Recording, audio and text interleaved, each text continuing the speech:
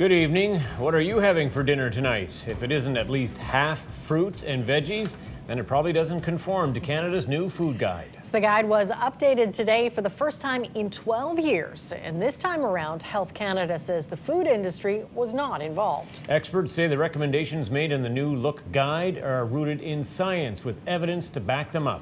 To tell us what's new, here's health reporter Christine Burak. Smells so good. Let's dig in. This kids' cooking camp serves up exactly what Canada's new food guide is calling for. Recommended servings and the 4 food groups are out. Whole foods and home cooking are in. How about I do the cheese? You want to do it? The major takeaway: how to build a plate. Ideally, half of it should be vegetables and fruit, a quarter protein-rich foods, including meat and dairy, but new emphasis is being put on nuts, beans, and seeds. The last quarter is whole grain foods, your bread, rice, quinoa, or pasta. Another big shift: make water your drink of choice. The most important single takeaways are for parents, which are that juice and sugar-sweetened milks are beverages that should be limited and treated as treats for themselves and for their kids. Overall, though, the most important message is cook more, use less boxes, go to restaurants less frequently, not never, but less. The new food guide also encourages Canadians to eat meals together, use food labels, and be aware of food marketing, often pushing processed foods high in sugar, salt, and fat. It doesn't need to be complicated, folks.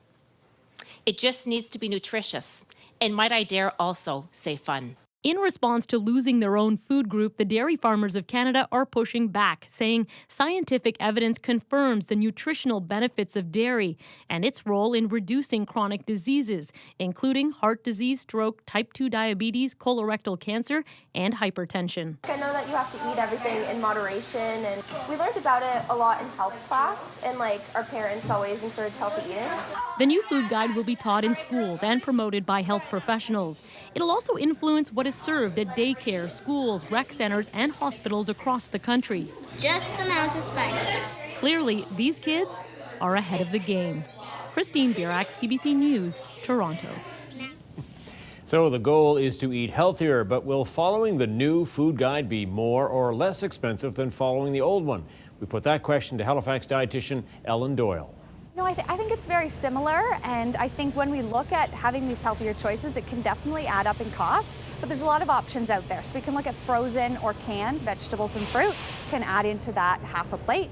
A lot of those plant proteins that are kind of a new emphasis in this guide are very affordable as well. So looking at having more lentils and chickpeas and nuts and butters, those things can be really great. And my full chat with dietitian Ellen Doyle is coming up a little later. Some food for thought, quite literally. That's our newsmaker just after 6:30.